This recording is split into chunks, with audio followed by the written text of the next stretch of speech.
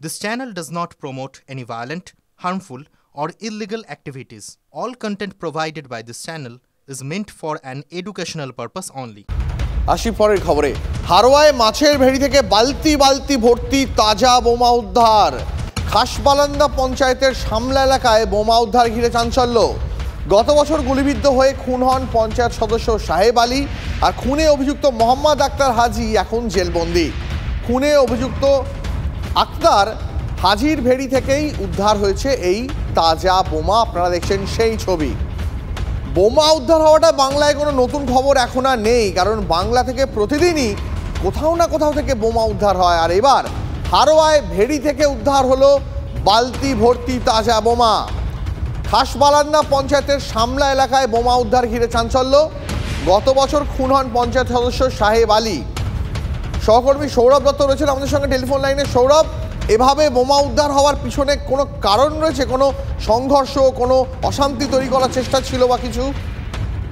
দেখো, সম্প্রতি হারোয়ার এই এলাকা খাসবালান্দা গ্রাম পঞ্চায়েতের সামনা এলাকা, সেখানে কিন্তু কোনো রকম কোনো সংঘর্ষের ঘটনা ঘটেনি। তবে কি কারণে সেগুলো তাহলে মজুত করা ছিল সেই প্রশ্ন এখন বড় হয়ে দাঁড়িয়েছে। তার কারণ হারোয়ার এই খাসবালান্দা গ্রাম পঞ্চায়েতে যে সামলা এলাকা রয়েছে, পঞ্চায়েত ভোটের সময় এখানে যে পঞ্চায়েত সদস্য সাহেব আলী, তাকে লক্ষ্য করে গুলি ছোড়া হয় এবং সেখানে সাহেব আলীর মৃত্যু হয়েছিল।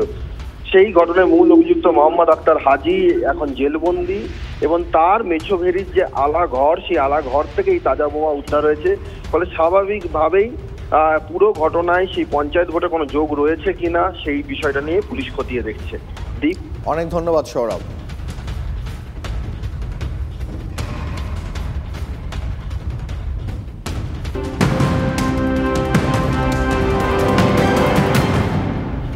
আর এই মুহূর্তে নজর রাখবো আরেকটি গুরুত্বপূর্ণ আপডেটে। কেন্দ্রীয় এজেন্সির অপব্যবহারের অভিযোগে প্রতিবাদ ইন্ডিয়া জোটের।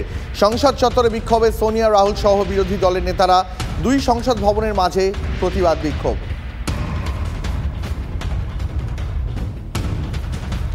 তাগা, তাবিজ, কবচ, আংটি পরে স্কুলে আসা যাবে না, নোটিশ দিয়ে পড়ুয়াদের জানালো কাঁথির নয়াপুর সুধীর কুমার হাই স্কুল। অভিভাবকদের আপত্তিকে আমল দিতে নারাজ প্রধান শিক্ষক। কুসংস্কার মুক্ত প্রজন্ম গড়তেই এমন সিদ্ধান্ত জানিয়েছেন স্কুলের প্রধান শিক্ষক। স্কুলের শিক্ষক ও পড়ুয়াদের হোয়াটসঅ্যাপ গ্রুপের নোটিশ। সন্তানকে বিজ্ঞান মনস্ক করতে অভিভাবকদের পরামর্শ প্রধান শিক্ষকের। বাবা মাকে প্রণাম করলেই বিপদ কাটবে, পড়ুয়াদের জানিয়েছেন শিক্ষক। মনের পরিবর্তন এলে তবেই সমাজে পরিবর্তন আসবে, মত প্রধান শিক্ষকের। কুসংস্কার মুক্ত হতে চায় স্কুলের বেশিরভাগ পড়ুয়াও। আমরা আজকে একবিংশ শতাব্দীতে বসবাস করছি, সেখানে আমাদের একটা স্কুলের মধ্যেই যদি ছাত্রদের মধ্যে সেই শুভবোধ এবং বিজ্ঞান মনস্কতা তৈরি করা যায়, তাহলে পরে আগামী দিন সুন্দর সুস্থ হবে। নোটিশটা যেভাবে আমরা দেখেছিলাম এবং যতটা না আমাদের মধ্যে হয়েছিল যে এটা হবে কি হবে না, ক্লাসে এসে দেখছি একদম চেঞ্জ। প্রত্যেকটা ছাত্রছাত্রী নিজের উদ্যোগেই করে আসছে। বিজ্ঞানটা ওকে বোঝার চেষ্টা করাচ্ছি আমরা ছাত্রদের, যে তুমি পারবে, তোমার নিজের উপর ভরসা রাখো, চেষ্টা করো, পরিশ্রম করো, তার দ্বারাই তুমি সফল হতে পারবে। কোনো তাবিজ মাদুলি এইগুলো পুরো কুসংস্কার এবং এইগুলো নিতান্ত এক ধরনের বুজরুকি সমাজের।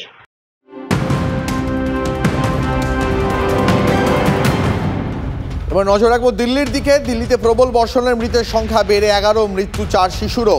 মঙ্গলবার পর্যন্ত ভারী বর্ষণের পূর্বাভাস আবহাওয়া দপ্তরের। মৃতদের পরিবার পিছু 10 লক্ষ টাকা আর্থিক সাহায্য আপ সরকারের।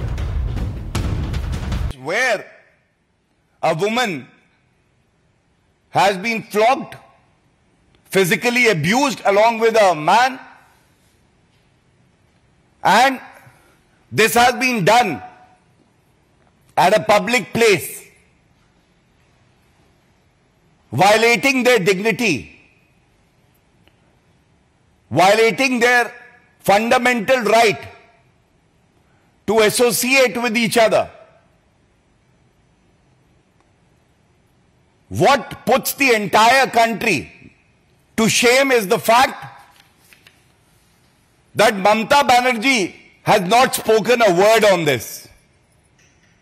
She being a woman and a woman chief minister who has taken oath under the Constitution of India should have been the first one to come out and condemn this incident. And What makes the matter worse is the fact that the accused Tajimul happens to be a TMC leader. He's a habitual offender. He believes in quick justice, kangaroo court justice, and he calls it Insaf Sabha. Mamata Banerjee also holds the portfolio of Home Ministry. Therefore, she is the one who is guilty because law and order has completely collapsed in the state of West Bengal.